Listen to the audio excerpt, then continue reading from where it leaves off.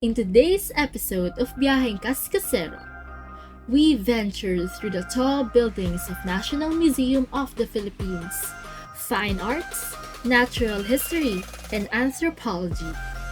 And we had a little escapade through the high walls and undergrounds of Intramuros.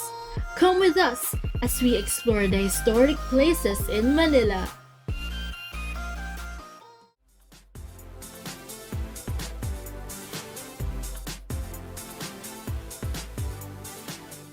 Mabuhay! Panibagong biyahe na naman ang inyong matutunghayan. At panibagong kaalaman na naman ang inyong matututunan. Ako si Binibining Kasero. At ako naman si Ginoong Tamayo. Ito ang Biyaheng Kaskasero. Halika, samahan nyo kaming lakbayin ang Maynila. Kasama ang... Mga Kaskasero!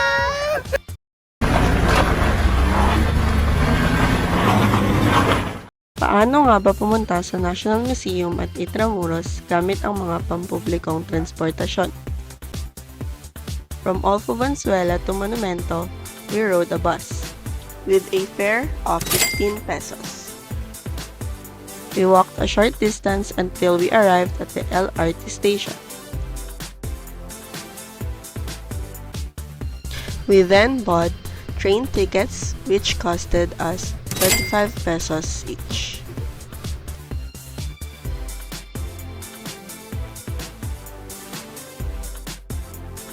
Next stop, Central Station.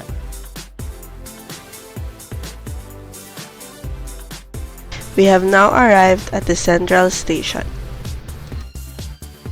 From Central Station, we then walk through the streets of Manila. And at long last, here we are at the National Museum of the Philippines.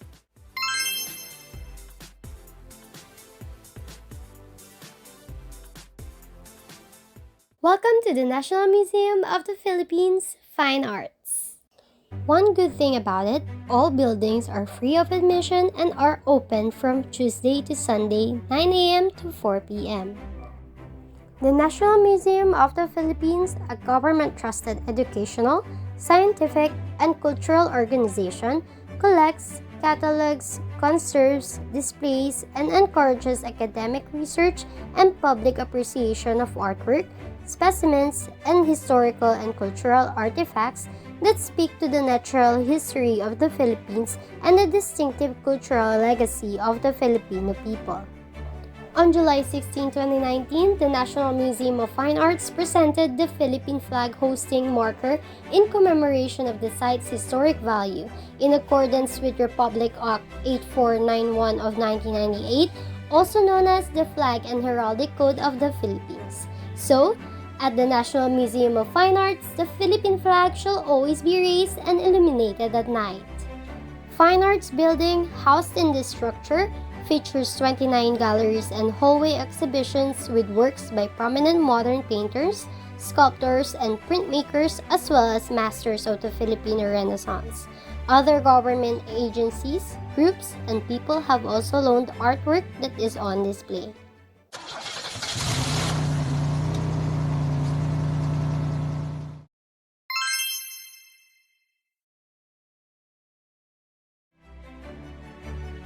This is the National Museum of Anthropology. A historical narrative of the Philippines is told through artifacts that serve as proof of its prehistory, as provided by the National Museum of Anthropology's Philippine ethnographic and terrestrial and underwater archaeological collections. The five-story building houses an exhibition of Philippine textiles, indigenous products, ethnographic items, and collection of artifacts from both terrestrial and underwater archaeology. Together, these artifacts tell the story of the prehistoric past of the Philippines by documenting the evolution of human life and civilization in the archipelago.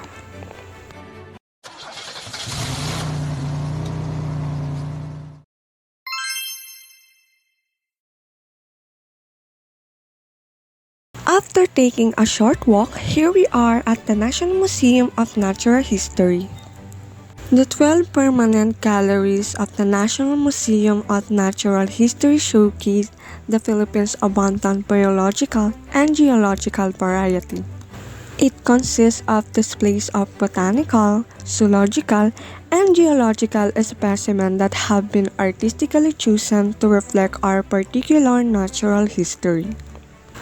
A tree of life structure that broadly links all of the Philippine distinctive ecosystem from our stunning mountain ranges to our exceptional marine reefs is located in the center of the museum. The long-awaited National Museum complex was finally completed on May 18, 2018, International Museum Day, with the National Museum of Natural History opening to the public. Through interactive displays, video guides, maps, and pictures interwoven with zoological, botanical, and geological specimens on show at the 12 galleries and its halls, it presents its collection from the mountain to the sea. It is currently one of Metro Manila's most popular tourist locations for education. Talaga nga namang napakaganda dito, partner. Kamusta? Nag-enjoy ka ba? Oo naman, because I'm very fond of different kinds of art. And aside from art, there's so much more to see inside the National Museum. Kaya naman mga kaskaseros, you should visit this place even just once in your life. Dahil napakarami niya talagang matututunan dito. Balita mo, malapit daw dito ang Intramuros. Ano, tara? Tara!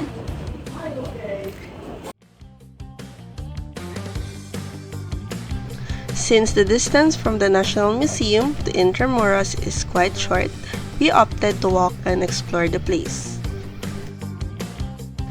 Welcome to Intramuros.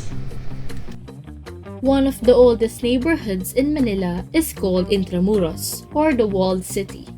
It was constructed on the Pasig River's southern bank in 1571. Built by Miguel Lopez de Legazpi, the Spaniards, it is surrounded on all sides by high, thick walls, some of which rise to a height of 6 meters.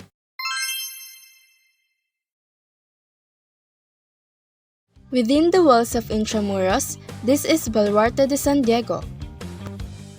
This site has a 50 pesos admission fee for students, PWDs, children, senior citizens, and government employees. For those who are not included in the scope, the fee is 75 pesos. Built between 1586 and 1587, the Fort Nostra was designed by Antonio Sideño, a Jesuit priest and architect. Señor de Guia, a round tower was designed to guard Manila's southern bayside border. Baluarte de San Diego, a new fortification, included the remainder of the building. Like an ace of spades, it is shaped like that. When the Spaniards returned, it was repaired after being breached by the British artillery in 1762. It was abandoned after the 1863 earthquake devastated the building. Despite the damage to the baluarte that contained it, the circular fort was subsequently spared from destruction during the Battle of Manila in 1945 because it was buried under layers of soil during the American occupation. Currently rented out for private events, the garden area was formerly a soldier's barracks and a foundry.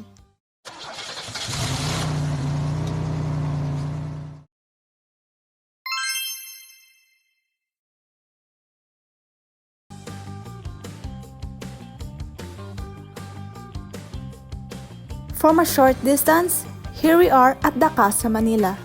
Just like Baluarte de San Diego, this also has an entrance fee of 50 pesos with the same terms and conditions.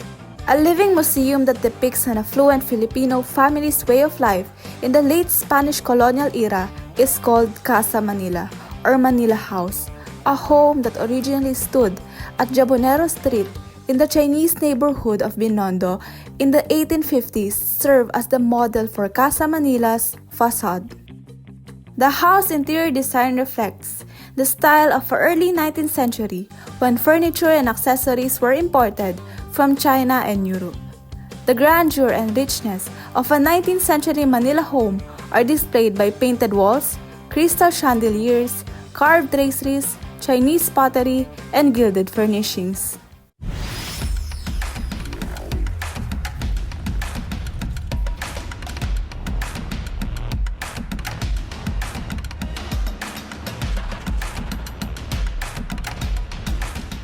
So, what's your name po, ate? I am Aliyah Duque po. And what's your course po?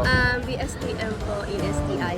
So, may question lang po kami. 2 question lang po. So, yung first po, is it your first time here in Intramuros or you've been here before? I had been before po. Hmm. Ilang beses na po kaming pumunta dito ng mga kaibigan ko, mga relatives ko po. Pero ngayon po kasi, may ano po kasi kami ngayon, school project, kaya nandito po kami. Same. ngayon. Second question naman po, how would you describe Intramuros in one word and why? For me is a memorable place po. Yeah. Kasi dito po naka-include yung mga stories natin sa mga Spanish, especially Spanish colonial, and also sa mga Japanese. Pero sa ibang lugar po, I think this is a important place po, part of our historical place in the Philippines. Okay po. Thank you! Thank you po!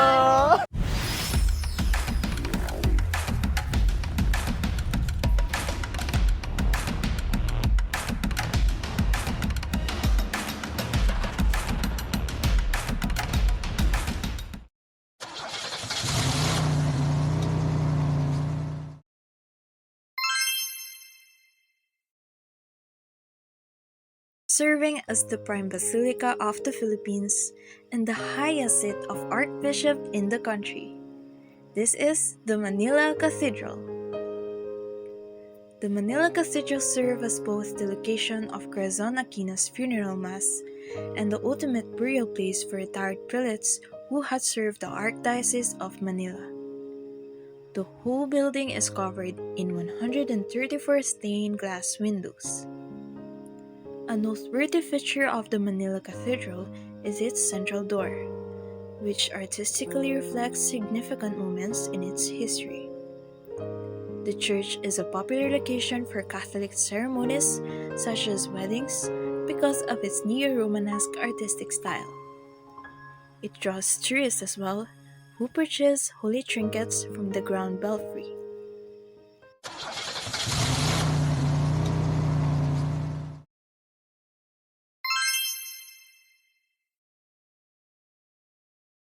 For our last destination, here is the historical Fort Santiago. Same with our 2 previous destinations, this also has a fee of 50 pesos.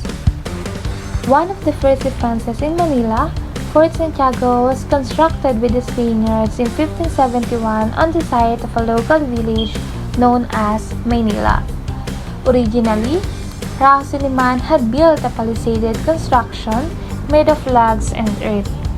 The Pasig River's mouth empties into Manila Bay is a particularly important site as the colonies realized. The fort was destroyed in 1574 by the Chinese under Limahong's leadership. Constructed between 1589 and 1592, the stone fort was expanded and restored after suffering damage from the earthquake that struck in 1645. The fort served as the headquarters and the prison for men, women, children, and soldiers during the occupations by the Spanish, British, American, and Japanese armies. The fort was used by the United States following its demolition during the Battle of Manila in 1945. Transportation Corps as a depot until 1946 when the Philippine government took control of it. Following its designation as a Shrine of Freedom in 1950, Fort Santiago underwent repair in 1951. And it now serves as a monument honoring the Filipino people's sacrifices made in the fight for the independence as well as the victims of World War II. Talaga namang punong-puno ng kaalaman, kasiyahan at karanasan ang naging araw natin. Tama! Hindi may kakailang dalawa sa maraming makasaysayang lugar dito sa Pilipinas, ang National Museum at Intramuros. So paano ba yan? Dito na nagtatapos ang Biyaheng Kaskasero. Paalam!